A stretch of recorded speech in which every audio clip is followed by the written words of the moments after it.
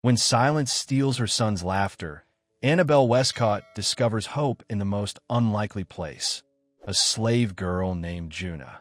But in a world built on chains, can love set them free? Before we get into the story, comment below where in the world you are watching from today. The grand columns of Westcott Plantation stood tall against the Alabama sky. Inside, Annabelle Westcott moved through the halls like a ghost. At 27, she should have been in the prime of her life. Instead, her blue eyes had lost their sparkle, and her blonde hair, once so carefully styled, now hung limply around her pale face. "Thomas, sweetheart, please eat something," Annabelle pleaded, holding a spoonful of porridge to her son's lips. 4-year-old Thomas stared back at her with vacant eyes. He didn't cry. He didn't laugh. He didn't speak.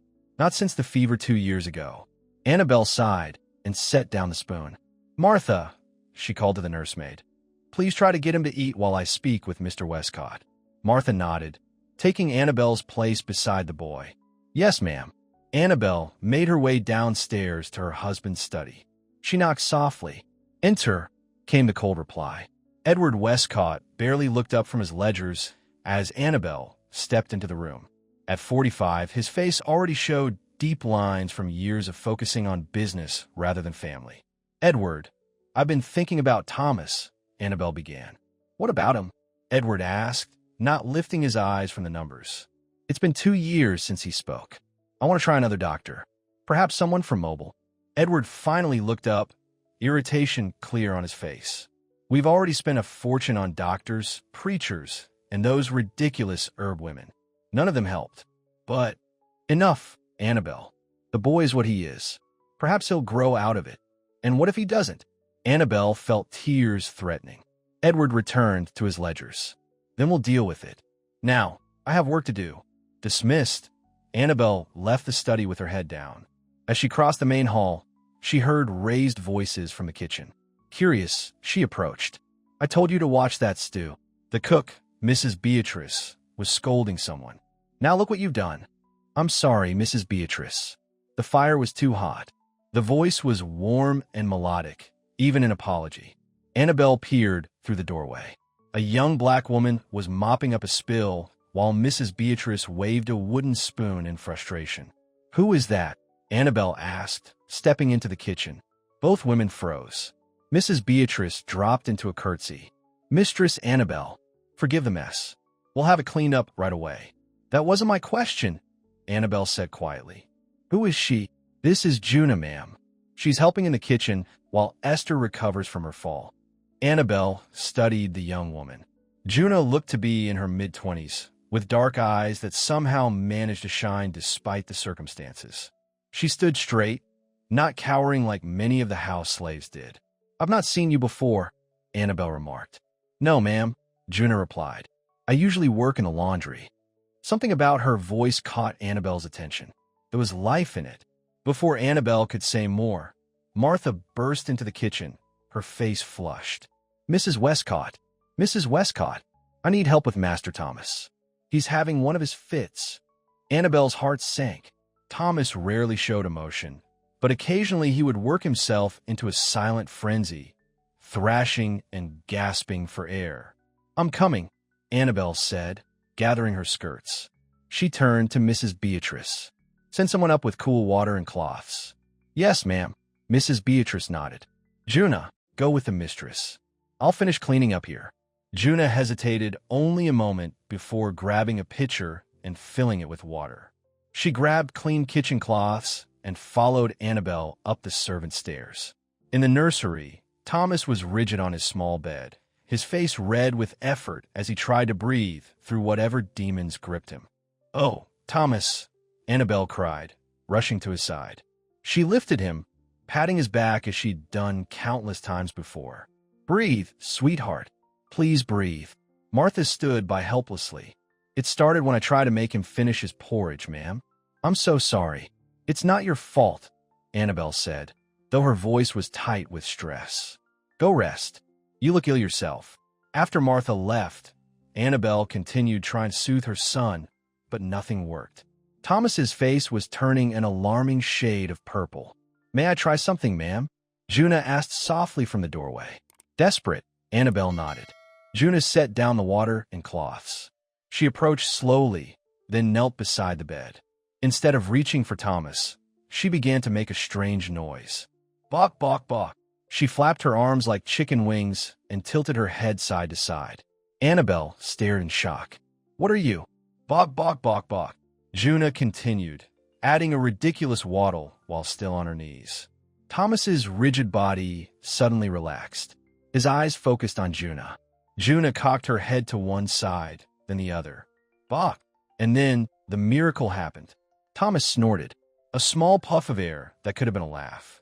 Juna's eyes widened. She did it again, adding a cross-eyed expression. Thomas's mouth twitched.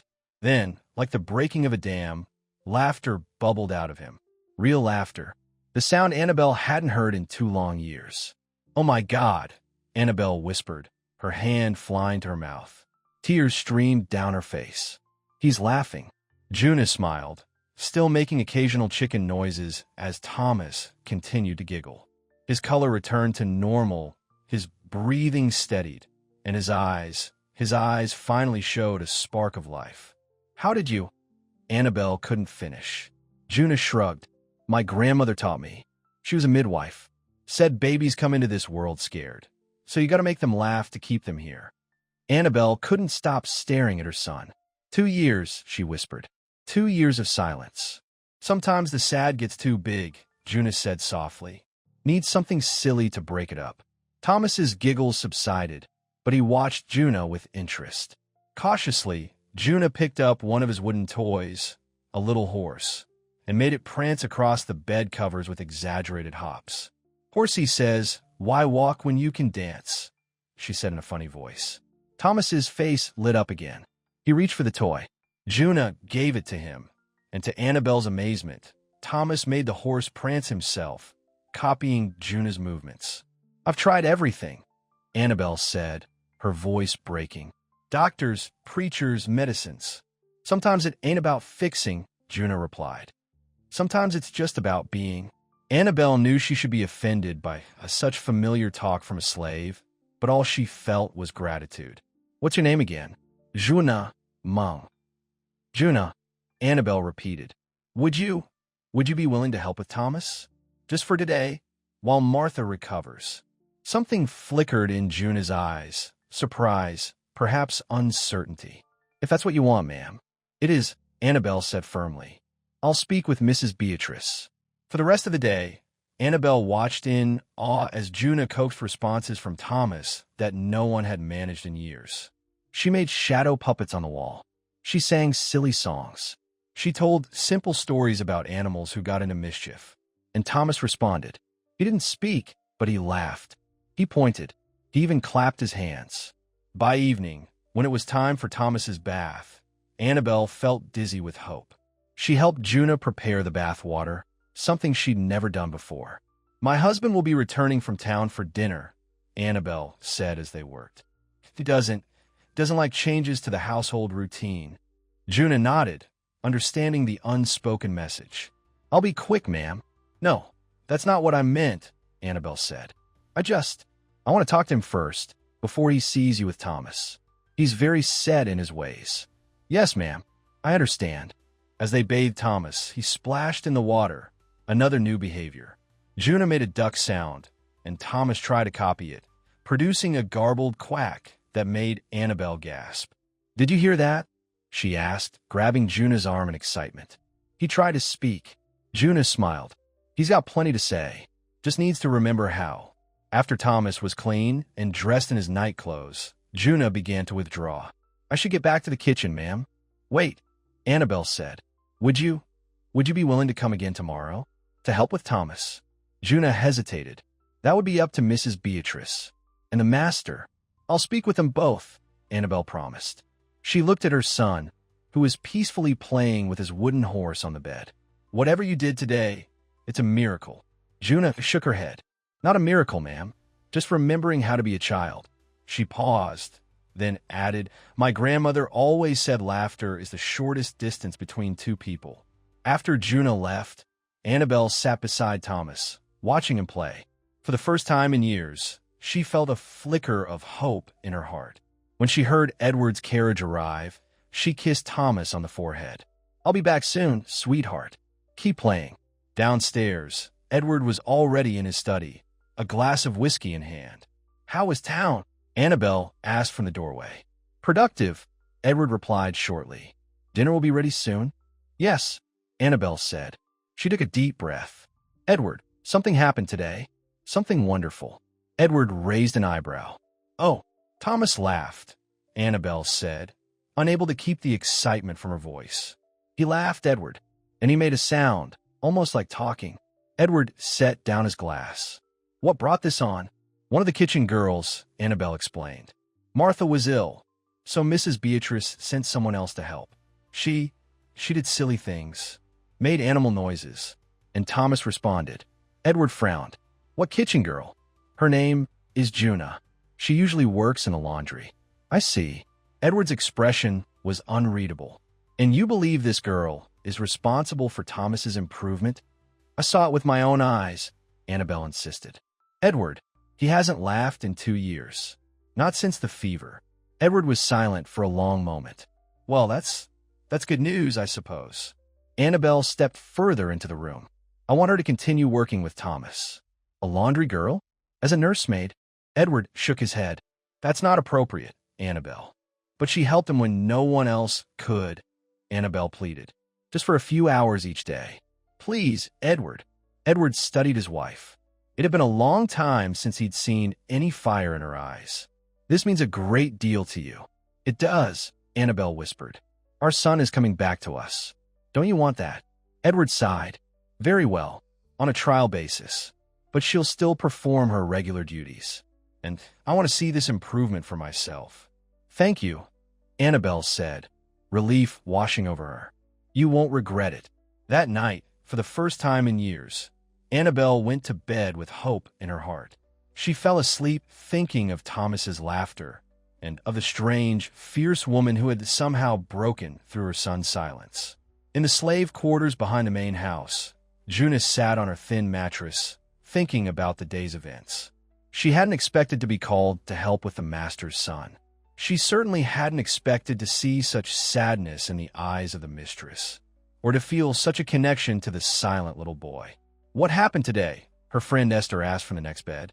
"Mrs. Beatrice said you spent the whole day with the mistress and her boy." Juna nodded. "The child doesn't talk. Hasn't for years, they say. But he laughed for me." Esther's eyes widened. "You be careful, Juna. Don't get too close to the family. It never ends well." Juna knew Esther was right. Getting close to white folks, especially the master's family, was dangerous. But the image of Thomas's face lighting up with laughter stayed with her. "I'll be careful," she promised. But as she drifted off to sleep, she couldn't help wondering what the next day would bring. The following morning, Annabelle woke early. She went straight to Thomas's room and found him already awake, playing quietly with his wooden horse. "Good morning, sweetheart," she said, sitting beside him on the bed. Thomas looked up and did something that stole Annabelle's breath. He smiled at her. A small, tentative smile, but a smile nonetheless. "Oh, Thomas," she whispered, gathering him into her arms. He didn't stiffen or pull away as he usually did. Instead, he leaned into her embrace. Martha appeared in the doorway, looking nervous. "Good morning, ma'am. I'm feeling much better today." Annabelle nodded. "I'm glad, Martha, but I've made some changes. Juna will be helping with Thomas for a few hours each day." Martha's face fell. "Have I done something wrong, ma'am?" "No, not at all," Annabelle assured her. "It's just that Thomas responded to Juna yesterday in a way he hasn't responded to anyone in years. I want to see if she can continue to help him." "I understand, ma'am," Martha said, though her face showed she didn't. "You'll still be his primary nursemaid," Annabelle added. "Juna will just come for a few hours each day." After breakfast, Annabelle sent word to the kitchen for Juna. When she arrived, Thomas's face lit up immediately. "He remembers you," Annabelle said, amazed. Juna smiled. "Morning, little master," she said to Thomas. She made a quick chicken sound, and Thomas giggled. "I've arranged for you to spend 2 hours with Thomas each day," Annabelle explained. "From 10 until noon. Mrs. Beatrice has agreed to it." Yes, ma'am, Juna said. Thank you. For the next hour, Annabelle watched as Juna played with Thomas. She made a game of stacking wooden blocks, then knocking them down with exaggerated surprise.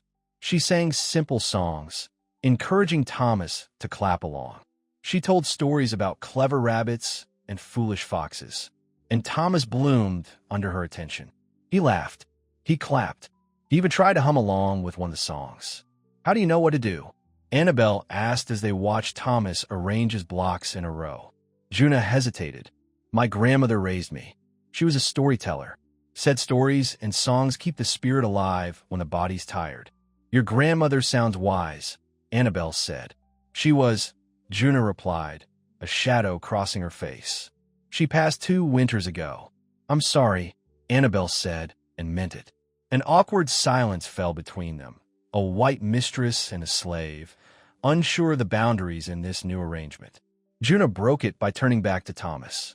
Want to see something magic? She asked him. She took a handkerchief from her pocket and crumpled it in her fist. Now you count. 1, 2, 3. She opened her hand, and the handkerchief was gone. Thomas's eyes went wide. He looked at Juna's empty hand, then at her face. Where did it go? Juna asked in an exaggerated voice.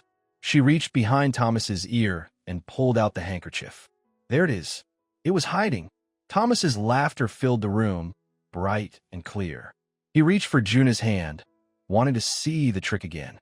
Annabelle found herself laughing too. It had been so long since joy had filled this nursery. Would you teach me? She asked suddenly. Juna looked surprised. Teach you what, ma'am? How to make him laugh like that? How to reach him? Something shifted in Juna's eyes. Yes, ma'am, I can try. And so began a new chapter at Westcott Plantation. Each day, Juna would come to the nursery for 2 hours. At first, Martha stayed in the room, watching with barely concealed resentment. But after a few days, Annabelle dismissed her during Juna's time. We'll be fine, she assured Martha. You can use the time to catch up on mending. Alone with Juna and Thomas, Annabelle began to learn. She learned silly songs about frogs and pigs. She learned how to make shadow puppets on the wall.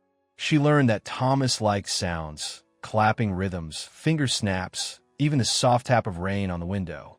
And as the days passed, she began to see changes in her son. He started reaching for toys on his own. He began responding to his name.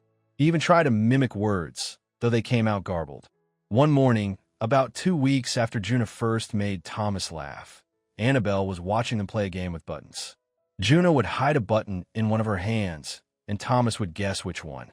Is it here? Juna asked, holding out her right hand. Thomas shook his head. Then it must be here. She opened her left hand to reveal the button, and Thomas clapped with delight. He's so different, Annabelle said softly. I'd almost forgotten what he was like before the fever. Juna glanced at her. Children are stronger than we think. They bend, but they don't always break. I was beginning to think he was lost forever, Annabelle admitted. Every doctor said the same thing, that the fever had damaged his mind, that he might never speak again. Doctors don't know everything, Juna said. Then, realizing how that might sound, she added, begging your pardon, ma'am. No, you're right, Annabelle said. They don't know everything. You've proven that. She watched as Thomas carefully placed the button on top of a stack of blocks. How did you learn all these games? Juna's face softened. My grandmother. She helped birth most of the children on 3 plantations. Said every child needs 3 things. Food for the body, stories for the mind, and laughter for the soul. She sounds remarkable, Annabelle said. Juna agreed. A shadow crossed her face. She taught me everything important. Annabelle wanted to ask more, but was interrupted by a knock at the door. It was Martha. Mr. Westcott is asking for you, ma'am, she said. He's in the study. Annabelle felt a flutter of nervousness. Thank you, Martha. Please stay with Thomas and Juna until I return. She made her way downstairs, wondering what Edward wanted. He rarely sought her out during the day. Edward was standing by the window when she entered the study. Ah, Annabelle, I want to see how the new arrangement is working out. With the laundry girl. Her name is Juna, Annabelle said, and it's working wonderfully. Thomas has made so much progress. He's responding, playing, even trying to speak. Edward nodded. That's good news. I like to see this for myself. Annabelle hesitated. Now? Yes, now, Edward said, his tone making it clear this wasn't a request. Of course, Annabelle said. They're in the nursery. As they climbed the stairs, Annabelle felt strangely protective of Thomas, of Juna, even of the fragile new happiness they'd found. Edward had never shown much interest in his son, especially after the fever. What do you want now? When they entered the nursery, Martha was sitting in a chair by the window, while Juna and Thomas sat on the floor, playing with blocks. At the sight of Edward, Juna immediately stood and lowered her head. Master Westcott, she murmured. Edward barely acknowledged her. He looked at Thomas, who was still focused on his blocks. So, this is the improvement you spoke of? Edward asked, his voice skeptical. As if sensing the tension, Thomas looked up. His eyes met his father's, and for a moment, Annabelle feared he would retreat back into silence. But then Juna made a small noise, like a bird chirping. Thomas's attention shifted to her, and he smiled. Watch, Annabelle said to Edward. She knelt beside Thomas. Thomas, sweetheart, where's your horse? To Edward's visible surprise, Thomas pointed to his wooden horse on the bed. Can you get it for Mama? Annabelle asked. Thomas scrambled to his feet, fetched the horse, and brought it to Annabelle. She took it with exaggerated delight. Thank you, Thomas. What a good boy. Thomas beamed at the praise. I see, Edward said. His expression was hard to read. And she's responsible for this? He nodded toward Juna. Yes, Annabelle said firmly. She's been a miracle worker. Edward studied Juna for a long moment. Very well. The arrangement can continue. He turned to leave, then paused. But remember, Annabelle, she has other duties, and she's still just a slave. After Edward left, the room felt colder. Juna kept her eyes down, arranging blocks for Thomas. You can go, Martha, Annabelle said quietly. I'll stay with them until noon. When Martha had gone, Annabelle sat on the floor beside Juna and Thomas. I'm sorry about that, she said softly. Juna glanced up, surprised. No need to apologize, ma'am. Yes, there is, Annabelle insisted. My husband, he doesn't understand what you've done for Thomas. For us. Juna was silent for a moment. Then she said, It's not me, ma'am. It's the boy. He just needed someone to see him. Really, I thought the little master might like them, Juna said. She sat on the floor and arranged the stones in a circle. Come, Master Thomas. Pick a stone. Thomas eagerly plopped down beside her and picked up a stone painted with a yellow sun. Juna nodded approvingly. Sunstone. That means a story about a bright day. She began a simple tale about a rabbit who loved sunshine so much he forgot to dig a den for winter. Thomas listened, entranced. When the story ended, he picked another stone, one with green leaves. For a stone, Juna said. That means a story about trees and animals. As she told the second story, Annabelle watched her son's face. He was fully present, his eyes tracking Juna's hands as she used them to illustrate the tale. Occasionally, he would point or make a sound, and Juna would incorporate his reaction into the story. You're so good with him, Annabelle said when the story ended. How do you know exactly what he needs? Juna looked up, surprised by the personal question. Children speak in their own way, even when they don't use words. My grandmother taught me to listen with more than my ears. I wish I knew how to do that, Annabelle admitted. You're learning, Juna said softly. See how he looks at you now? That's new. Annabelle glanced at Thomas, who was watching her with clear interest. He held out the stone with blue waves.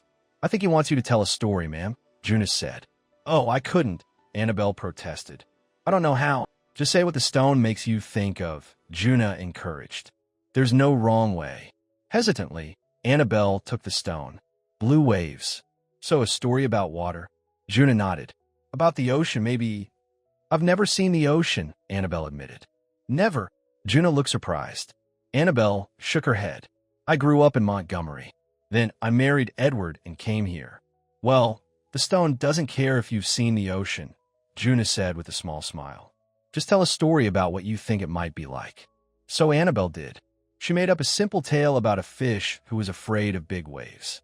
Her voice was shaky at first, but as Thomas watched her with rapt attention, she grew more confident. She even added hand motions like she'd seen Juna do. When she finished, Thomas clapped his hands. "More. I think he liked it," Juna said, her eyes warm with approval.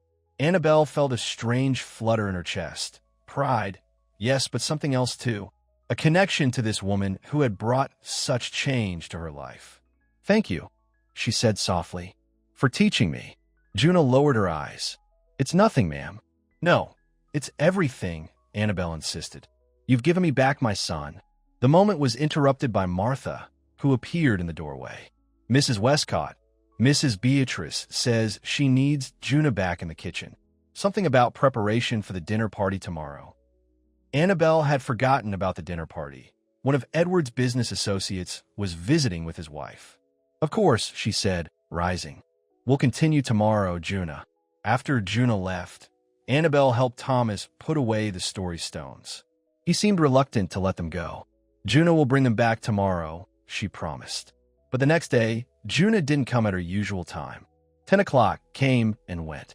By past, Thomas was becoming agitated, looking toward the door every few minutes. "Where Juna?" he asked, his voice small. "I don't know, sweetheart," Annabelle said. "Let me find out." She went downstairs to the kitchen, where Mrs. Beatrice was directing a flurry of activity for the evening's dinner party. "Mrs. Beatrice, where is Juna?" Annabelle asked. "She was supposed to be with Thomas half an hour ago." Mrs. Beatrice wiped her hands on her apron. "Begging your pardon, ma'am, but the master reassigned her for the day. Said he needed all hands preparing for tonight." Annabelle frowned. "Edward did this? Without telling me?" "Yes, ma'am. Said it was just for today, on account of the guests." Annabelle felt a surge of irritation. Edward knew how important Juna's time with Thomas was. To change it without even mentioning it to her felt like a deliberate slight. "Where is she now?" Annabelle asked. "In the laundry, ma'am. Pressing tablecloths." Annabelle headed to the laundry room, a hot, steamy space at the back of the house. She found Juna there, carefully ironing a large white tablecloth. Sweat beaded on her forehead as she worked. Juna looked up, startled to see Annabelle in the laundry room. "Mrs. Westcott, is something wrong?" "My husband reassigned you without telling me," Annabelle said, not bothering to hide her annoyance. "Thomas is asking for you." Juna set down the iron. "I'm sorry, ma'am. Mrs. Beatrice told me the master said I was needed here today." "It's not your fault," Annabelle said. She glanced around the laundry room. Several other slave women were working, all pretending not to listen. "Come with me."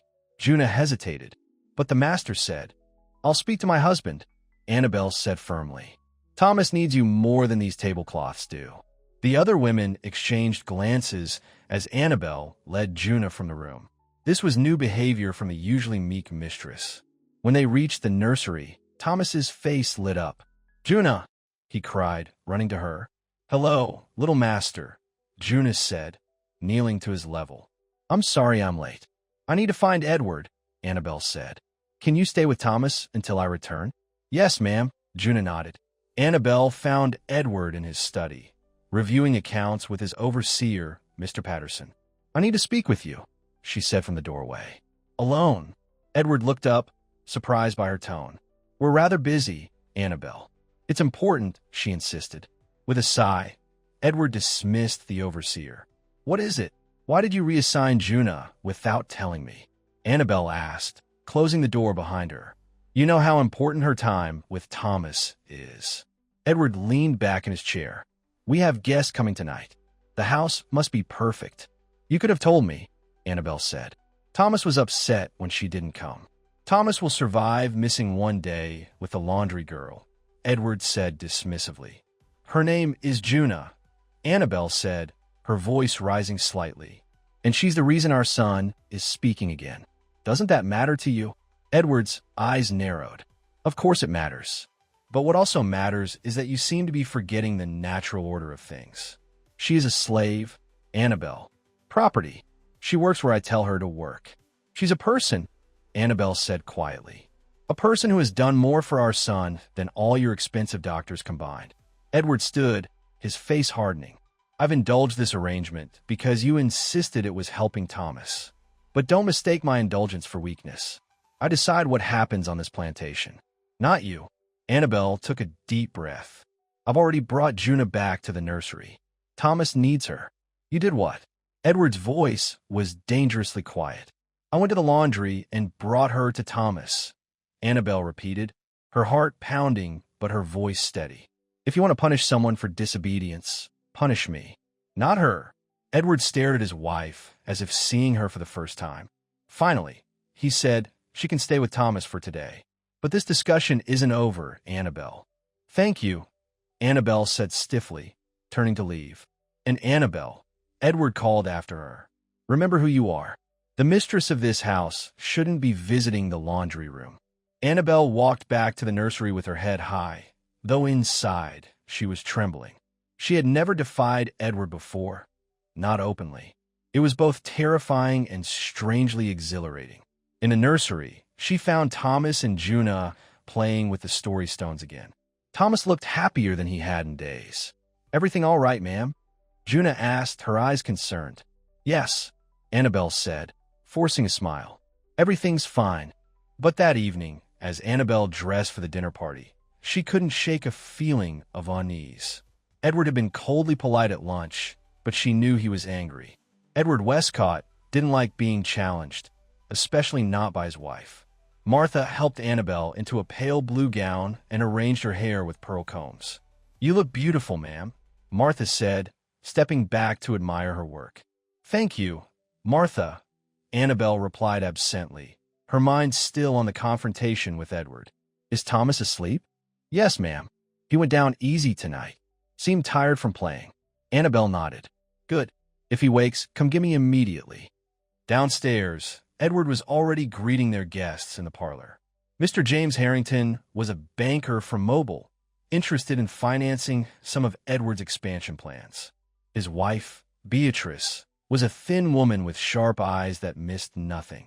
Ah, here's my wife, Edward said as Annabelle entered. His voice was warm, his public face perfectly in place. Annabelle, you remember the Harringtons? Of course, Annabelle said, summoning her own social smile. How lovely to see you again. As the evening progressed, Annabelle played her role as hostess perfectly. She poured drinks, guided conversation, and ensured the dinner service went smoothly. All the while, she felt Edward watching her, as if trying to reconcile this polished society wife with a woman who had defied him earlier. I hear your son has been unwell, Mrs. Harrington said as they sat in the parlor after dinner, the men smoking cigars. He had a fever 2 years ago, Annabelle explained. It affected his speech, but he's improving now. How fortunate, Mrs. Harrington said. Children are so resilient, aren't they? What's not appropriate is discussing me behind my back, Annabelle said, her voice rising, or trying to separate Thomas from the one person who's helped him. Edward stepped closer. Listen to yourself. This isn't like you, Annabelle. You've always understood your place, the way things work. What's changed? I have, Annabelle said quietly. Watching my son come back to life has changed me. And yes, Juna is part of that. I won't apologize for it. Edward studied her for a long moment. Get some rest, Annabelle. We'll discuss this when you're thinking more clearly. He turned and walked away, leaving Annabelle standing alone in the entryway, her hands clenched at her sides. The next morning, Annabelle woke early. She checked on Thomas and found him still sleeping peacefully. Instead of returning to her room, she made her way downstairs and out to the garden. The sun was just rising, painting the sky in shades of pink and gold. As she walked among the rose bushes, Annabelle tried to make sense of her feelings. Edward was right about one thing. She had changed. The quiet, obedient wife she'd been for years was fading, replaced by someone stronger, more determined. And if she was honest with herself, it wasn't just Thomas's improvement that had caused this change. It was Juna. Juna, with her quiet strength and unconquerable spirit. Juna, who had suffered more than Annabelle could imagine, but still found reasons to laugh. Juna, who looked at her not as the master's wife, but as a woman, a mother trying to save her child. Lost in thought, Annabelle didn't notice she wasn't alone until a voice spoke behind her. Morning, ma'am. Annabelle turned to find Juna standing there with a basket of freshly cut herbs. The early light caught the curves of her face, making her skin glow like polished amber. "Juna," Annabelle said, strangely flustered. "You're up early. Best time to cut mint," Juna explained, holding up the basket, while the dew's still on it. "I didn't know you worked in the herb garden too," Annabelle said. Juna shrugged. "I know plants. My grandmother taught me." "Your grandmother taught you many things," Annabelle observed. "Everything worth knowing," Juna agreed. She hesitated, then added, "Is everything all right, ma'am? You seem troubled." Annabelle almost gave the expected response, that everything was fine, that she was just enjoying the morning air. But something made her tell the truth. "My husband isn't happy about our arrangement," she admitted. "He thinks I've become too familiar with you." Juna's face showed no surprise. "I understand, ma'am. If you want me to stop coming to the nursery—" "No," Annabelle said quickly. "That's not what I want at all. Thomas needs you." She stopped, unsure how to finish that sentence. Juna studied her for a moment. "What do you need, ma'am?" The question caught Annabelle off guard. No one had asked her that in years. What did she need? Not just what Thomas needed, or what Edward wanted, but what she, Annabelle, needed for herself? "I don't know," she whispered honestly. "I feel like I've been asleep for years. Ever since Thomas got sick, maybe even before. And now I'm waking up, and everything looks different." Juna nodded slowly. "Change is hard, especially when others don't want you to change." "Yes," Annabelle agreed, relieved to be understood. "That's exactly it." They stood in silence for a moment, the morning sun warming their faces. Then Juna spoke again, her voice soft but firm. "My grandmother used to say that life is like a river. You can't stop it flowing, can't make it go backward. All you can do is decide how to move with it. Fight and tire yourself out, or learn to swim." "And which do you do?" Annabelle asked. A small smile touched Juna's lips. "I swim, ma'am, every day of my life." Before Annabelle could respond, the sound of the back door opening made them both turn. Mrs. Beatrice stood there, her hands on her hips. "Juna, what are you doing bothering the mistress? That mint should have been in the kitchen 10 minutes ago." "She wasn't bothering me," Annabelle said quickly. "We were just talking about herbs." Mrs. Beatrice looked skeptical but nodded. "Begging your pardon, ma'am. Breakfast will be ready soon." "Thank you, Mrs. Beatrice," Annabelle said. She turned back to Juna. "I'll see you at 10 for Thomas's session." "Yes, ma'am," Juna said, lowering her eyes as she was expected to do in front of others. But just before she turned away, she gave Annabelle a look that contained both understanding and something warmer, something that made Annabelle's heart beat faster. As Juna walked toward the kitchen, Annabelle remained in the garden, watching her go. Something was happening inside her, something she couldn't quite name, but that filled her with both fear and a strange, fierce joy. Edward was right to be concerned, she realized, but not for the reasons he thought. This wasn't about Thomas anymore, or not just about Thomas. It was about her, about the woman she was becoming, about the feelings stirring in her heart that she'd never expected to feel. Feelings for a slave girl named Juna, who had brought laughter back to her house and light back to her soul. Later that morning, when Juna arrived in the nursery, Thomas ran to her, as usual. But this time, Annabelle noticed something she hadn't before. The way Juna's face softened when she looked at her, not just at Thomas. The way her eyes lingered for a moment too long. The careful distance she maintained, as if afraid to come too close. And Annabelle realized that whatever was happening to her might be happening to Juna too. The thought was both terrifying and exhilarating. "I brought something new today," Juna said, reaching into her pocket. She pulled out a small wooden whistle carved in the shape of a bird. "My friend Isaiah made it. Thought the little master might like it." Thomas took the whistle with reverent hands. He put it to his lips and blew, producing a sweet, clear note that made him laugh with delight. "That's wonderful," Annabelle said. "Please thank Isaiah for us." "I will, ma'am," Juna said. She watched as Thomas experimented with the whistle, making different sounds by covering the holes with his small fingers. "He's getting better every day," Annabelle observed. This morning, he asked for eggs at breakfast. A complete sentence. Juna smiled. "He's finding his voice again. Thanks to you." Annabelle said softly. Juna shook her head. No, ma'am. Thanks to you. You're the one who believed he could come back. Their eyes met, and for a moment, everything else fell away. The house, the plantation, the uneven ground that separated them. In that moment, they were just two women, connected by a child's laughter and something deeper that neither dared to name. Then Thomas blew the whistle again, breaking the spell. But the feeling lingered, hanging in the air between them like the sweet notes of the wooden bird. And Annabelle knew, with sudden clarity, that nothing would ever be the same again. Summer gave way to autumn on Westcott Plantation. The leaves turned golden, then fell in rusty drifts across the manicured lawns. Inside the grand house, a chill had settled between Edward and Annabelle, even as warmth continued to grow in the nursery. Thomas was flourishing. He spoke in short sentences now, played with other children when neighbors visited, and slept through the night without nightmares. The silent, withdrawn child was fading from memory, replaced by a lively boy who laughed easily and often. Horse wants water, Thomas said one morning, making his wooden toy drink from a cup. Horse thirsty. What good manners your horse has, Juna replied, smiling. She sat cross-legged on the nursery floor, her skirts spread around her like a dark pool. Annabelle watched from her chair by the window, her embroidery forgotten in her lap. These daily sessions had become the center of her life, 2 precious hours when the world seemed right. Thomas, Annabelle said suddenly, why don't you show Juna how well you can count now? Thomas nodded eagerly. 1, 2, 3, 4, 5. He pointed to each of his fingers as he counted. My, Juna said, clapping. Such a smart boy.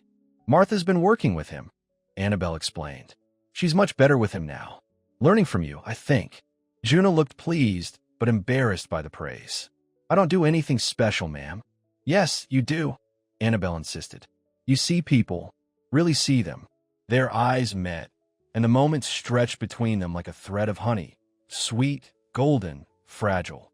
The sound of heavy footsteps in the hallway broke the spell. Edward appeared in the doorway, his face tight with barely concealed displeasure. Annabelle, he said coldly. A word. Annabelle rose, smoothing her skirts. Of course. Juna, please continue with Thomas. She followed Edward into the hallway, closing the nursery door behind her. This has gone on long enough, Edward said without preamble. What has? Annabelle asked, though she knew perfectly well. This arrangement, Edward gestured toward the nursery. Thomas is better now.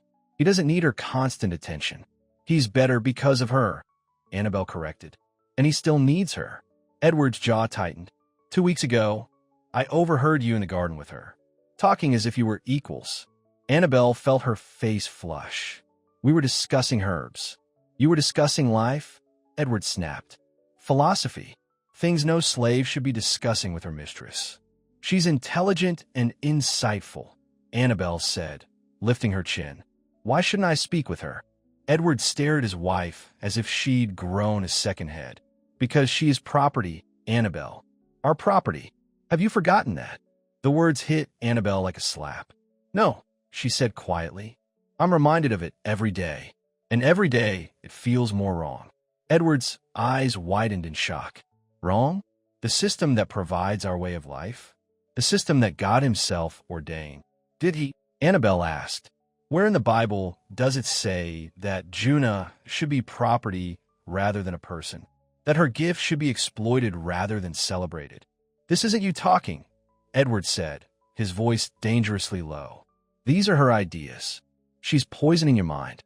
She's opening my mind, Annabelle corrected. There's a difference. Edward stepped closer. Listen to me carefully, Annabelle. I've been patient. I've allowed this because Thomas was improving. But things have gone too far. From now on, she comes to the nursery only when I'm home to supervise. And these private conversations stop immediately. Edward, please. This isn't a discussion, he cut her off. It's a decision. My decision. And if you defy me again, there will be consequences. The threat hung in the air between them. Annabelle thought of Juna, of the scar she'd glimpsed on her back when her shawl slipped once. Consequences meant something very different for Juna than for her. Understand, she said, her voice hollow. Edward nodded sharply. Good. Now, I have business in town. I'll be back for dinner. He turned to leave, then paused. And Annabelle, when I return, I expect to find you acting like the lady I married, not some abolitionist radical. After he left, Annabelle stood frozen in the hallway, her heart pounding. The walls of her life, which had seemed to be opening up in recent months, were closing in again.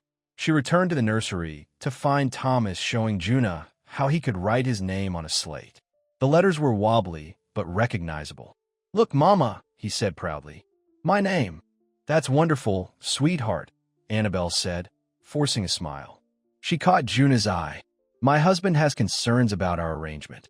Juna's face fell, but she quickly masked her expression. "I understand, ma'am. He wants to supervise your time with Thomas," Annabelle continued. "And he doesn't want us to have private conversations." Juna nodded, her eyes lowered. "Yes, ma'am. I am sorry," Annabelle whispered. "No need to be sorry, ma'am," Juna replied, her voice carefully neutral. But Annabelle could see the hurt in her eyes, the resignation. For the rest of the session, they were careful to keep their conversation focused only on Thomas. When noon came, Juna gathered her things to leave. "Same time tomorrow?" she asked, her voice carefully professional. "Yes," Annabelle said, "but my husband will be present." Juna nodded and slipped out the door, leaving Annabelle with a hollow feeling in her chest. That night, after Thomas was asleep, Annabelle sat at her dressing table, brushing her hair with slow, mechanical strokes. Her reflection stared back at her, a pale woman with troubled eyes. The door opened, and Edward entered. He had been distant at dinner, speaking only of business matters. Now he stood watching her, his expression unreadable. "You're upset with me," he said finally. Annabelle set down her brush. "I don't understand why you're doing this." Edward sighed. "I'm protecting you, Annabelle. You've become confused about your relationship with this girl." "Confused," Annabelle repeated. "What do you mean?" Edward crossed the room to stand behind her. Their eyes met in the mirror. "I've seen the way you look at her, the way you hang on her every word. It's not proper. It's not natural." Annabelle's heart began to race. "I don't know what you're implying." "I'm not implying anything," Edward said. "I'm stating a fact. You've developed an unhealthy attachment to a slave girl. It stops now. She helped our son when no one else could," Annabelle said, her voice shaking slightly. "Of course I'm attached to her." Edward placed his hands on her shoulders. His grip was firm, almost painful. "There's more to it than that. I'm not a fool, Annabelle." Annabelle couldn't meet his eyes, because he was right, though not in the way he thought. Her feelings for Juna had grown into something she barely understood herself. Admiration, yes, but also a longing that frightened her with its intensity. "I want what's best for our family," she said finally. Edward's grip relaxed slightly. "Then trust me to know what that is." He bent and placed a cold kiss on the top of her head. "Get some rest. Things will be clearer in the morning." After he left, Annabelle remained at her dressing table, staring at her reflection. The woman looking back at her seemed like a stranger, trapped, confused, yearning for something just out of reach. The next day, Edward canceled his business in town to supervise Juna's session with Thomas. He sat in a chair by the window, pretending to read papers from his estate office, but watching every interaction with hawk-like intensity. Juna was subdued, focusing entirely on Thomas. She brought a new game, matching pairs of painted cards, and taught him how to play. Thomas, oblivious to the tension in the room, laughed and clapped when he found matching pictures. "My turn," he insisted when the game ended. "Play again." "One more game," Juna agreed, her voice gentle but lacking its usual warmth. She carefully avoided looking at Annabelle, who sat stiffly on the other side of the room. Edward cleared his throat. "The boy seems quite recovered," he observed. "Perhaps these sessions will soon be unnecessary." Juna kept her eyes down. "As you say, sir." "No." Thomas protested, understanding enough to know his time with Juna was threatened. "Need Juna." "Thomas," Edward said sharply. "That's enough." Thomas's lower lip trembled. He looked at Juna, then at his mother, confusion and hurt in his eyes. "It's all right, sweetheart," Annabelle soothed, crossing to kneel beside him. Juna's not going anywhere right now. Edward's mouth tightened, but he said nothing more. The rest of the session passed in uncomfortable silence, broken only by Thomas's occasional questions or comments. When noon came, Juna gathered the cards and rose to leave. "Same time tomorrow, sir?" she asked Edward directly. Edward nodded curtly. For now. After Juna left, Edward turned to Annabelle. "You see how attached the boy has become? It's not healthy." "He loves her," Annabelle said simply. "She brought him back from a very dark place." "Of course he's attached." Edward shook his head. "You still don't understand. This isn't about Thomas anymore. It's about you." Before Annabelle could respond, Martha appeared in the doorway. "Begging your pardon, sir, ma'am, but Mr. Patterson is here to see the master. Says it's urgent." Edward frowned. "Very well. I'll be right down." He gave Annabelle a long look. "We'll continue this discussion later." After he left, Annabelle sat on the floor beside Thomas, who was happily playing with his wooden horse. "Are you hungry, sweetheart? It's almost time for lunch." Thomas nodded. "Hungry. Can Juna eat with us?" Annabelle's heart twisted. "No, darling. Juna eats in the kitchen with with the staff." Thomas frowned. "Why? Such a simple question." But Annabelle had no simple answer. How could she explain the cruel divisions of their world to a 4-year-old child? How could she defend something she herself was beginning to question? "That's just how things are," she said finally, hating the inadequacy of her response.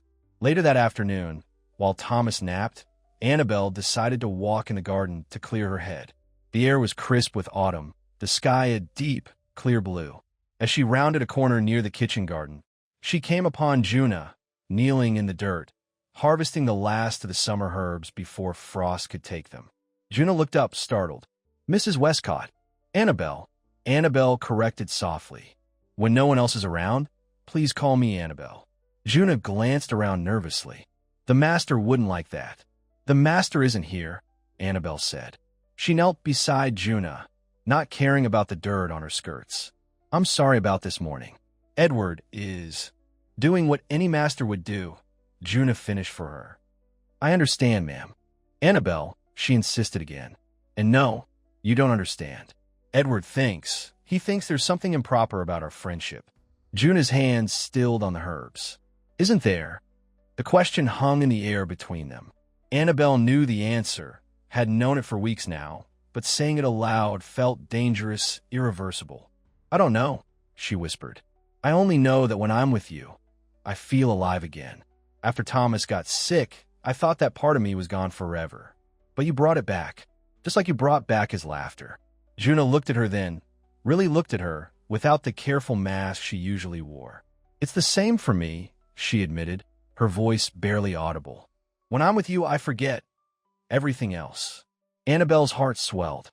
Without thinking, she reached out and covered Juna's hand with her own. Juna's skin was warm and rough from work, but her touch sent a jolt through Annabelle's body. "What are we going to do?" Annabelle asked. Juna looked down at their joined hands. "There's nothing to do, ma'am." "Annabelle, we are what we are. I'm a slave. You're the master's wife." "That's not all we are," Annabelle protested. "In this world, it's all that matters," Juna replied sadly. The sound of approaching footsteps made them both start. Juna quickly pulled her hand away and bent over her work again. Annabelle stood, brushing dirt from her skirts. It was only Martha, coming to tell Annabelle that Thomas was awake from his nap. But the moment was broken, the truth pushed back into the shadows where it had to hide. That evening, Edward didn't come home for dinner. A message arrived saying he had business in town and would be staying overnight. Annabelle ate alone, then spent the evening reading to Thomas until he fell asleep. As she prepared for bed, a soft knock came at her door. It was Martha, looking troubled. "What is it, Martha?" Annabelle asked. "It's Juna, ma'am," Martha said. "She's been taken to the overseer's cottage for questioning." Annabelle's blood ran cold. "Questioning? About what?" Martha twisted her hands in her apron. "I don't rightly know, ma'am, but Mr. Patterson seemed mighty angry. Something about stolen property." "That's ridiculous," Annabelle said. "Juna wouldn't steal anything." Martha looked uncomfortable. There's talk that something valuable went missing from the master's study. A silver paperweight, they say. Annabelle felt sick. Edward's favorite paperweight. A heavy silver fox that had belonged to his father. And they think Juna took it? Mr. Patterson says she was seen near the study yesterday, Martha explained. And the paperweight was there in the morning, but gone by afternoon. That's not proof, Annabelle protested. Half the household staff pass by that study every day. Martha nodded. Yes, ma'am. But what? Juna's been talking above her station lately, Martha said, her eyes downcast. Everyone's noticed. Some folks don't like it. Understanding dawned on Annabelle. This wasn't about a paperweight. It was about putting Juna in her place, perhaps even at Edward's instruction. Where's my husband now? She demanded. Still in town, ma'am, Martha replied. Won't be back till morning, the message said. Annabelle made a decision. Bring me my shawl, Mom. Martha looked confused. My shawl, Annabelle repeated firmly. I'm going to the overseer's cottage. Martha's eyes widened. Oh, ma'am, that ain't proper. The master wouldn't like.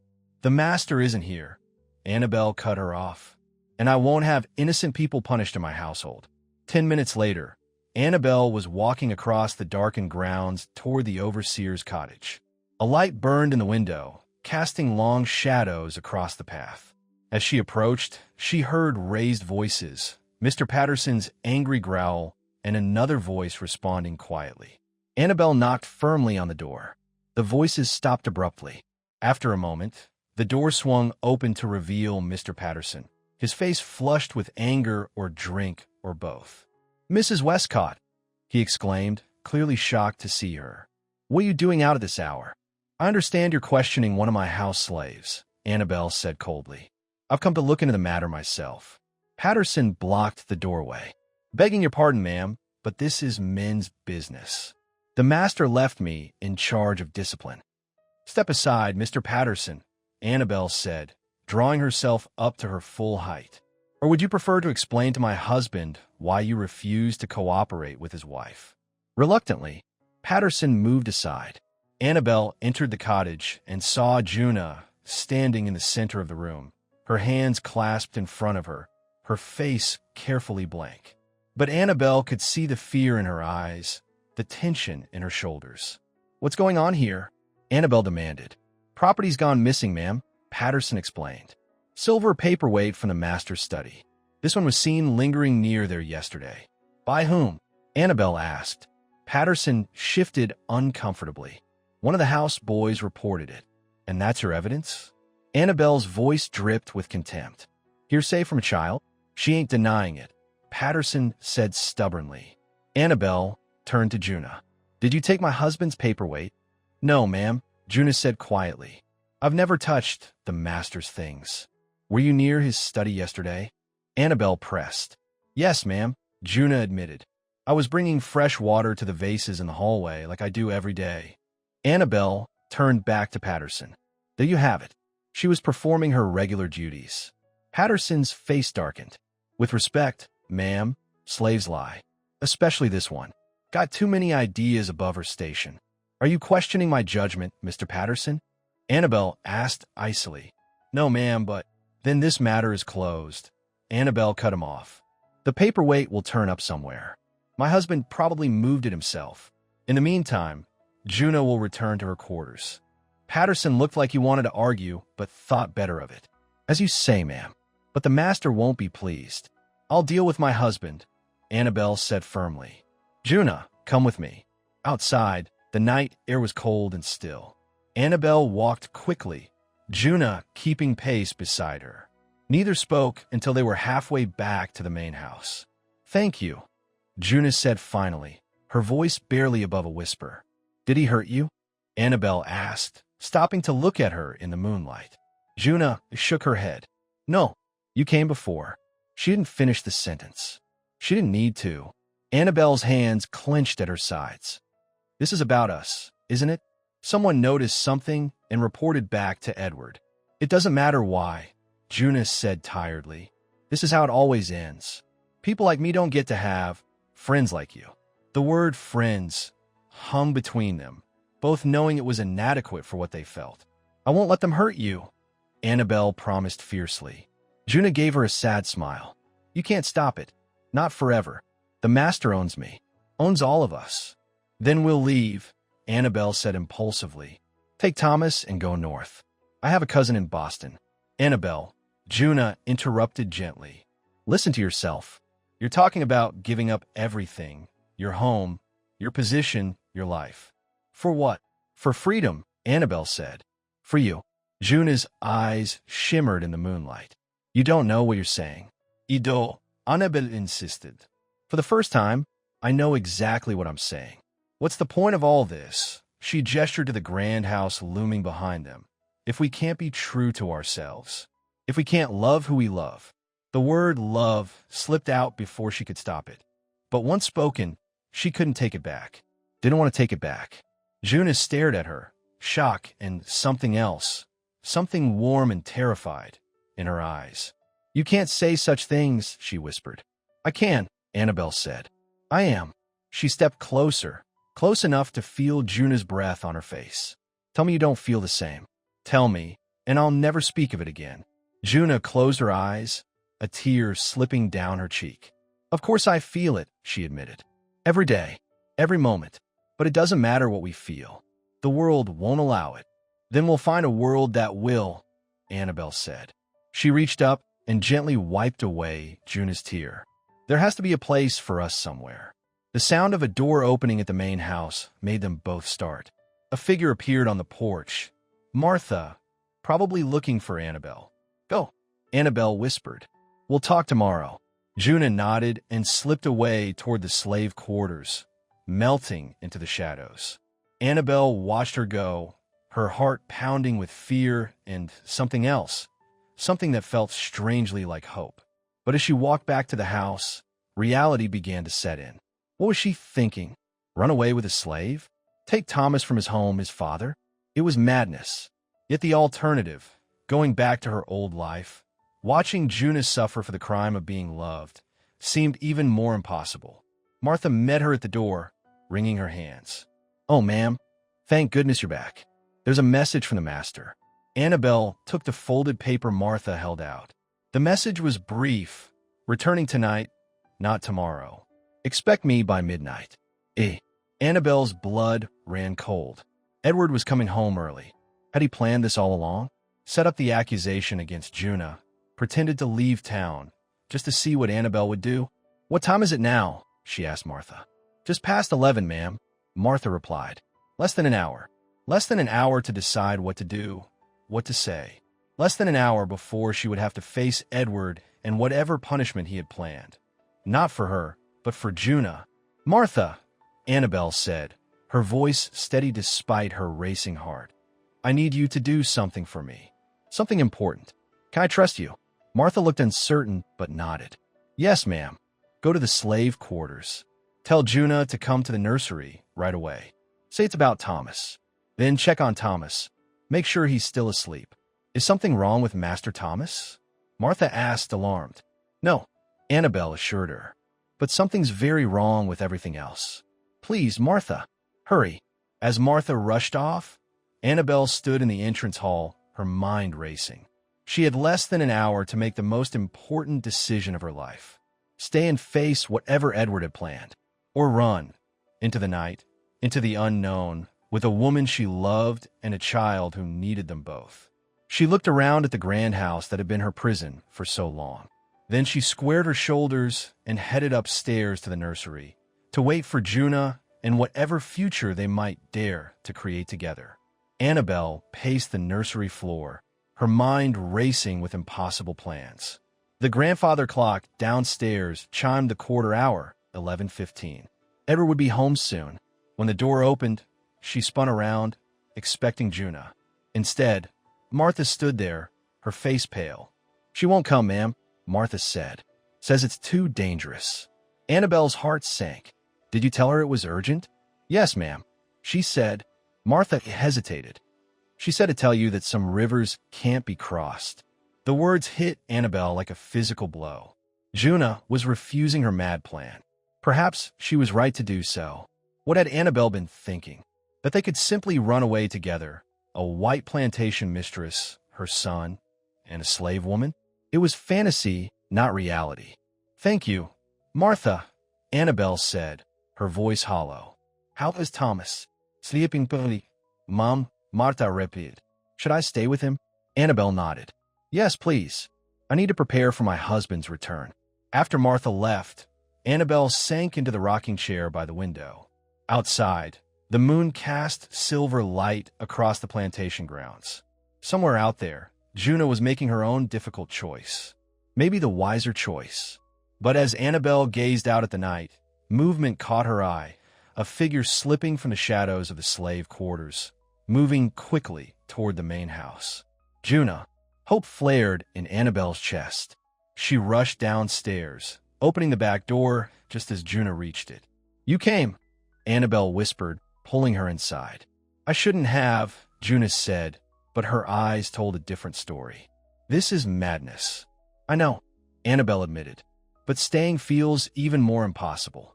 They stood close in the dimly lit hallway, the air between them charged with unspoken feelings. The master will be home any minute, Juna reminded her. If he finds me here, I know, Annabelle said again. Go me upstairs. We don't have much time. In the nursery, Thomas still slept peacefully, his small chest rising and falling with each breath. Martha looked up in surprise when Juna entered with Annabelle. You can go now, Martha, Annabelle said. Get some rest. But the master, I'll deal with my husband, Annabelle said firmly. Thank you for your help tonight. After Martha left, closing the door behind her, Annabelle turned to Juna. I've been thinking. There's a station in Mobile. People who help. People like you get north.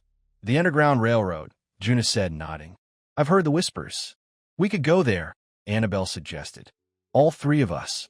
They could help us get to Boston, maybe even Canada.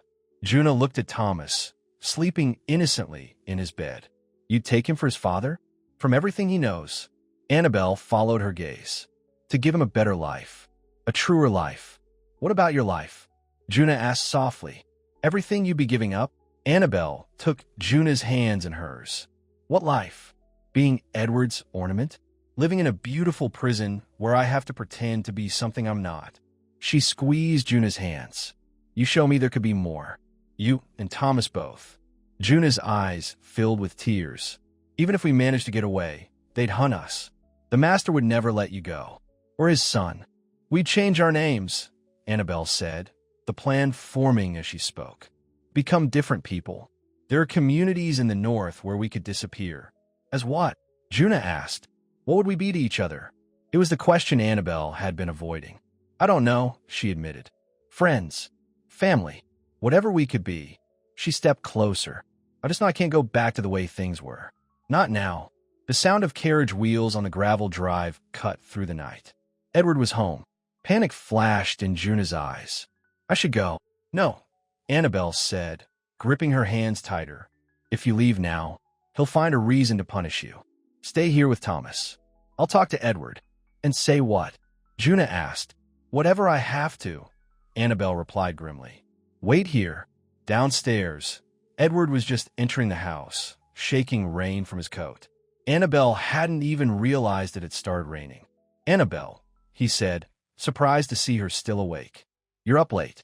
I got your message, she replied, trying to keep her voice steady. Why did you come back early? Edward handed his wet coat to the waiting houseboy. Patterson sent word about some trouble with one of the slaves. Something about you interfering. So it was as she'd feared. If you mean Juna, then yes, I did interfere. Because she was being falsely accused. Edward's face hardened. That wasn't your decision to make. She's my house slave, Annabelle countered. My responsibility. And my property, Edward snapped. He studied his wife's face. What's happened to you, Annabelle? You used to understand your place. Used to be a proper wife. Perhaps I've grown tired of being proper, Annabelle said, surprised by her own boldness. Perhaps I've realized there's more to life than following rules that don't make sense. Edward stepped closer, his voice dropping dangerously. This is about her, isn't it? That slave girl has filled your head with dangerous ideas. She has a name, Annabelle said. Juna. And no, she hasn't filled my head with anything. She's simply shown me a different way to see the world. A world where slaves and masters are equals. Edward scoffed. Where women defy their husbands. That's not a different world, Annabelle. That's chaos. Maybe some things need to change, Annabelle suggested quietly. Edward's face darkened with anger. I knew this would happen. I knew she was dangerous. He turned toward the stairs. Where is she now? I'll have Patterson take care of this tonight. Fear shot through Annabelle. Edward, wait. She grabbed his arm. Please, let's discuss this in the morning, when we've both had rest. There's nothing to discuss, Edward said coldly, shaking off her hand. I've been too lenient. That ends tonight. As he started up the stairs, Annabelle made a desperate decision. She's with Thomas, she called after him. In the nursery. Edward stopped, turning slowly. What did you say? Thomas had a nightmare. Annabelle lied. He was asking for her. I sent Martha to fetch her. At this hour? Edward's voice was incredulous. You brought a slave into our son's room in the middle of the night. He needs her, Annabelle insisted. You've seen how he responds to her. Edward's jaw clenched. This has gone far enough. I want her out of my house. Tonight. You can't, Annabelle said desperately. It would destroy Thomas's progress. I'll deal with Thomas, Edward said dismissively. And with you. But first, I'm going to deal with the source of this problem. He continued up the stairs, his footsteps heavy with purpose. Annabelle followed, her heart pounding with fear. In the nursery, they found Juna sitting beside Thomas's bed. The boy was awake now, clutching his wooden horse and looking confused by the tension in the room. Papa, he said uncertainly. Edward ignored his son, focusing his rage on Juna. Get away from my son, he ordered. Juna stood, backing away from the bed. Yes, sir. Edward, please, Annabelle began, but he cut her off with a sharp gesture. Patterson, Edward called down the hallway. The overseer must have followed him into the house, because he appeared almost immediately, his face grim in the lamplight. Sir, Patterson said, his eyes flicking to Juna.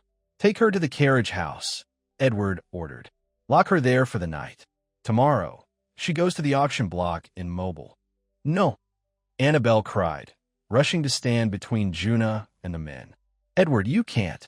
I can and I will, Edward said coldly. She's my property, to do with as I please. Papa, angry?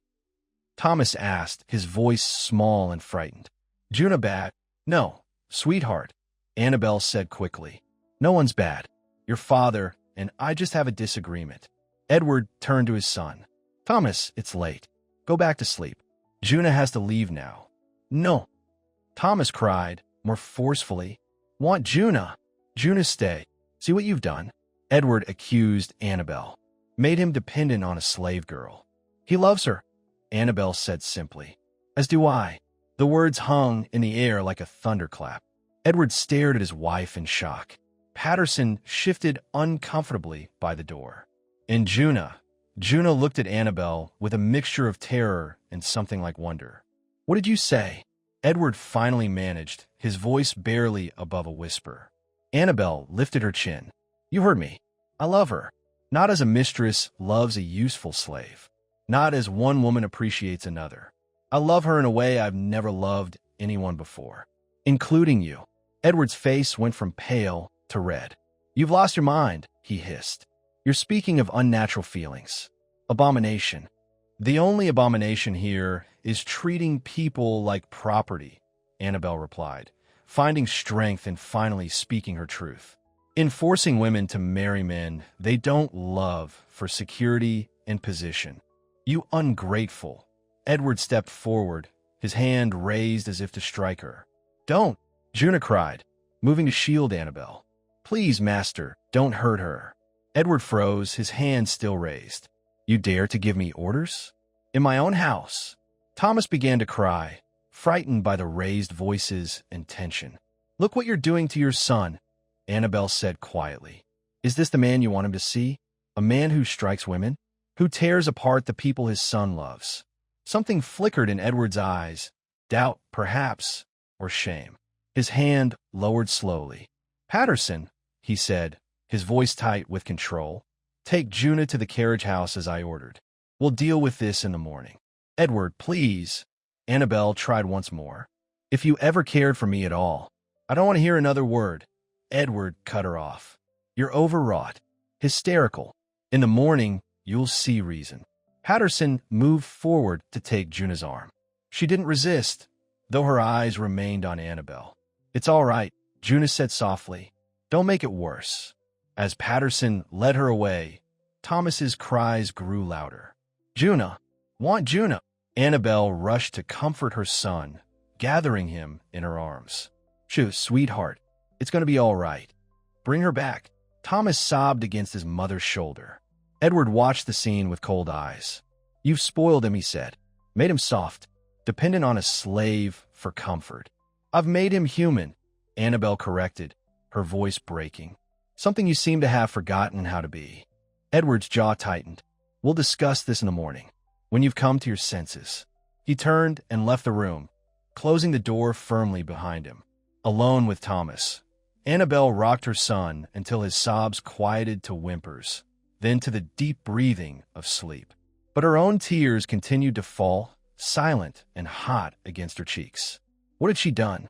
In one reckless moment, she had confessed feelings she barely understood herself, had put Juna in even greater danger, had possibly destroyed any chance they had of escaping together. Yet underneath the fear and regret, a strange sense of relief lingered. The truth was out now.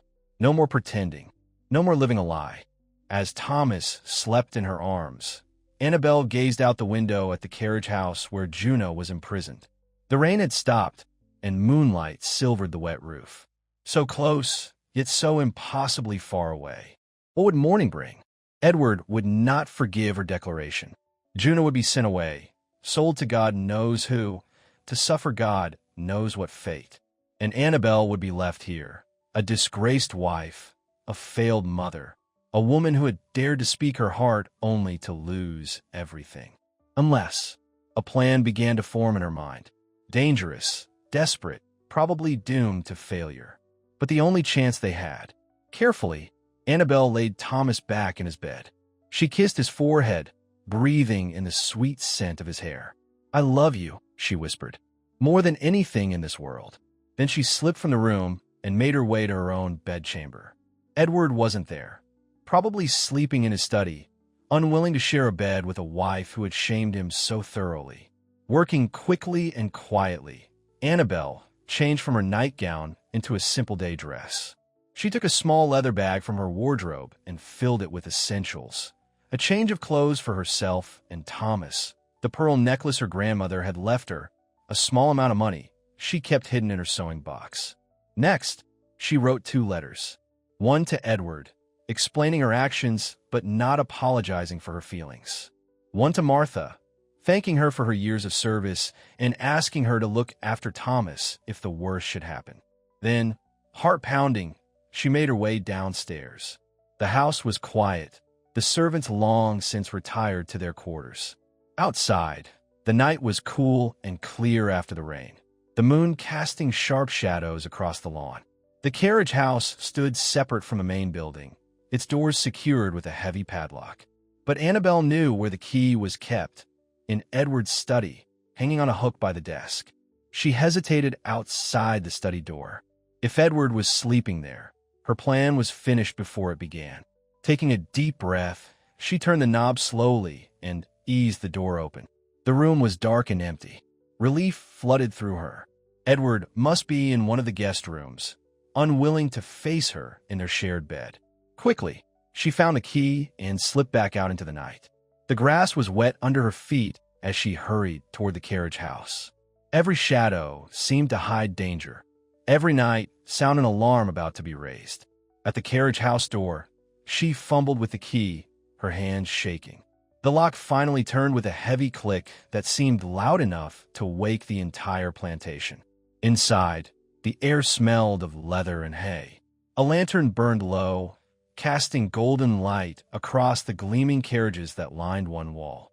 And there, sitting on a wooden bench, her head in her hands, was Juna. She looked up at the sound of the door opening, her eyes widening in shock. Annabelle, what are you doing here? Getting you out, Annabelle said, rushing to her side. We don't have much time. Juna shook her head. This is madness. They'll catch us before we get a mile. And then what? We have to try, Annabelle insisted. Edward plans to sell you tomorrow. I can't let that happen. And Thomas?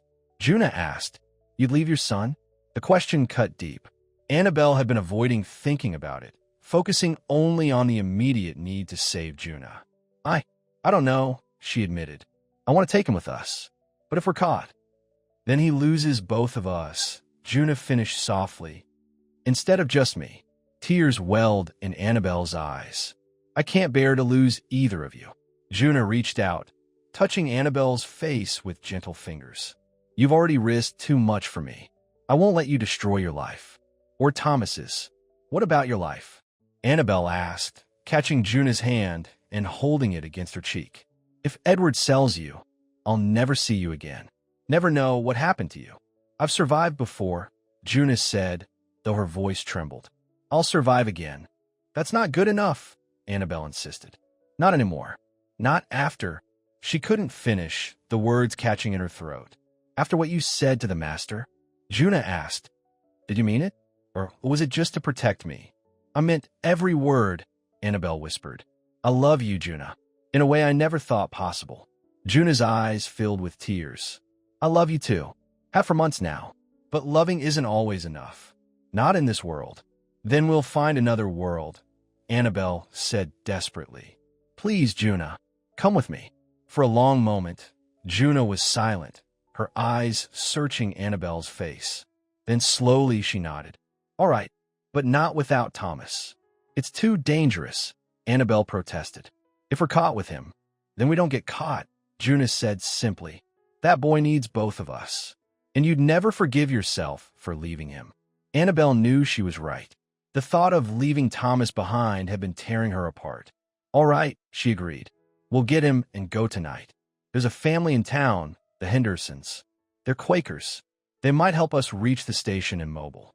They slipped out of the carriage house together, locking it behind them to buy a little more time before Juna's absence was discovered. The night was still and quiet as they made their way back to the main house. Inside, they crept up the stairs to the nursery. Thomas was still sleeping peacefully, one arm wrapped around his wooden horse. Thomas, Annabelle whispered, gently shaking him. Thomas, wake up, sweetheart. The boy stirred, his eyes fluttering open. Mama. Yes, darling. And look who's here. Thomas's face lit up at the sight of Juna. Juna back. Shoo, Juna cautioned, smiling despite the danger. We have to be very quiet, like playing hide and seek. Hide and seek, Thomas repeated, his voice dropping to a stage whisper.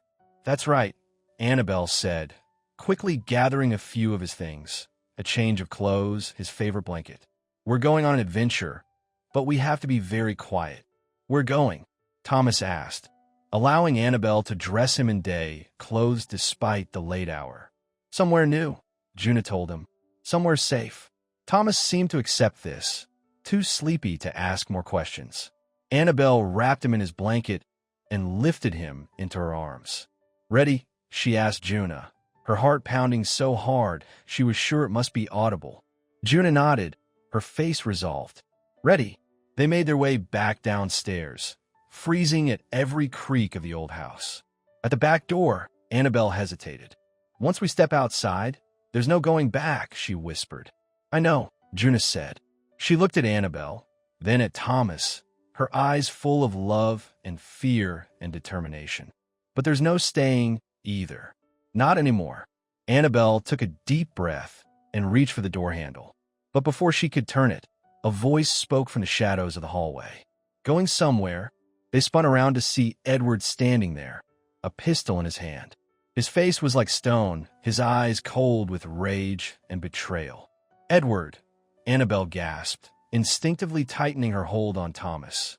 We were just running away. Edward finished for her. Like thieves in the night. Taking my son. Our son, Annabelle corrected, finding her courage despite the gun. Who needs both of us? Edward's laugh was bitter. Both of you? You? And this slave? You think it's what he needs? Papa, Thomas said, his voice small. Don't be mad. Edward's eyes softened slightly at his son's voice. Go back to bed, Thomas. This doesn't concern you. It concerns all of us, Annabelle said. Please, Edward, put down the gun. Let's talk about this. There's nothing to talk about, Edward said coldly. You've made your choice clear. Now you'll face the consequences. He raised the pistol, pointing it at Juna. Step away from my wife and son. No, Annabelle said, moving to stand in front of Juna. If you want to hurt her, you'll have to go through me. Thomas began to cry, frightened by the tension and the weapon. No hurt, Mama. No hurt, Juna. Something flickered in Edward's eyes. Doubt, perhaps, or the ghost of the man he'd once been. The gun wavered slightly. Think about what you're doing, Annabelle pleaded. Is this who you want to be? A man who threatens women with guns? Who terrorizes his own child? You've left me no choice, Edward said, but there was a note of uncertainty in his voice now. There's always a choice, Juna said quietly, speaking directly to Edward for the first time. My grandmother used to say that even in chains, we choose how to carry our hearts. Edward's eyes narrowed. Don't you dare presume to lecture me, girl. She's not lecturing, Annabelle said. She's asking you to be the man I thought I married. A man of principle, of compassion. Compassion, Edward repeated bitterly. For the woman who stole my wife's heart? Who turned my son against me? She didn't steal anything, Annabelle said softly. She showed me what was missing, and she brought Thomas back from a place none of your doctors could reach. Edward looked at his son, still crying softly in Annabelle's arms. The boy's eyes were fixed on Juna, his small hand reaching for her even as he shrank from his father's anger. Something seemed to break in Edward then. The gun lowered slowly to his side. What do you want from me? He asked, his voice hollow. To bless this unnatural attachment? To let you take my son and run off with a slave? I want you to see us, Annabelle said simply. Really see us. As people with hearts and hopes, not as possessions or obligations. Edward was silent for a long moment. When he spoke again, his voice was tired, defeated. I can't give you what you want, Annabelle. It goes against everything I believe. Everything I am. I know, Annabelle said sadly. That's why we have to leave. And go where? Edward demanded. You think the world will accept you? A white woman and a black slave? You'll be outcasts everywhere. Maybe, Annabelle admitted, but we'll be free. Edward looked at them, his wife, his son, and the slave woman who had somehow come between them. Whatever he saw in their faces seemed to drain the last of his fight. I could stop you, he said quietly. Have her whipped. Lock you in your room until you come to your senses. You could, Annabelle agreed. But would that bring me back to you? Would it make Thomas laugh again? Or would it just turn this house back into a prison of silence? Edward had no answer for that. He stood in the hallway, the gun hanging limply at his side, a man watching his world crumble and powerless to stop it. Finally, he spoke. Take the small carriage and the bay mare. They won't be missed until morning. His voice was flat, emotionless. There's money in my desk. Top right drawer. Take it. Annabelle stared at him in disbelief. You're letting us go? I'm letting Thomas go with his mother, Edward clarified. Because despite what you think of me, I do love my son. And I won't have him see his father become a monster. He looked at Juna, his face hardening again. As for her, I'm selling my property. To you. For $1. It wasn't freedom, not really. But it was the closest thing Edward could offer. The only language he had for releasing his claim on another human being. Thank you, Annabelle whispered, tears streaming down her face. Edward didn't acknowledge her gratitude. If you leave now, you could be immobile by dawn. From there, he shrugged. I don't want to know. For Thomas's sake, I won't pursue you. But don't ever try to contact me again. As far as I'm concerned, my wife and son died tonight. The words were cruel, but the fact that he was letting them go at all was more than Annabelle had dared to hope for. I'll get the money, she said quietly, and then we'll be gone. Edward nodded stiffly. I'll be in my study. Come there before you leave. After he walked away, Annabelle and Juna stood frozen in the hallway, hardly daring to believe what had just happened. Did he just? Juna began. I think so, Annabelle replied, her voice shaky with relief and lingering fear. But let's hurry before he changes his mind. They worked quickly. Juna took Thomas, who had calmed somewhat but still clung to her neck. while Annabelle gathered the last of what they would need for their journey. Food from the kitchen, blankets, a map Edward kept in the library. Finally, Annabelle went to the study, leaving Juna and Thomas waiting by the back door. Edward sat at his desk, a glass of whiskey in his hand, staring at nothing. "The money's there," he said without looking at her, gesturing to an envelope on the desk. "Enough to get you north. And this." He pushed a folded paper toward her. "A bill of sale. For the girl. It won't stand up to much scrutiny, but it might help if you're stopped." Annabelle took the envelope and the paper. "Edward, don't," he cut her off. "Don't thank me. Don't apologize. Just go." Annabelle hesitated, then reached into her pocket and pulled out her wedding ring. She placed it on the desk between them. "Goodbye, Edward," she said softly. He didn't respond, didn't even look at her. Annabelle turned to leave, but his voice stopped her at the door. "Was I ever enough?" he asked, his voice barely audible. "Was there ever a chance for us?" Annabelle didn't turn around. "I don't know," she answered honestly. "But Thomas is better because of her. And so am I." She left then, closing the door quietly behind her. Edward remained at his desk, the abandoned wedding ring gleaming in the lamplight, a solitary figure in a house that would soon be empty of laughter once again. At the back door, Juna and Thomas were waiting. "Ready?" Juna asked, her eyes searching Annabelle's face. "Ready," Annabelle confirmed, her voice stronger now. "Let's go." They slipped out into the night, making their way to the carriage house where the bay mare and small carriage waited. As Annabelle harnessed the horse, Juna settled Thomas in the carriage, wrapping him in blankets against the cool night air. "We going on venture?" Thomas asked sleepily. "That's right, sweetheart," Juna told him. "A big adventure." When everything was ready, Annabelle climbed up to take the reins. Juna settled beside her, Thomas nestled between them. "I still can't believe we're doing this," Juna whispered. "Neither can I," Annabelle admitted. She looked back at the grand house that had been her prison for so long. No lights burned except in Edward's study, a single yellow square in the darkness.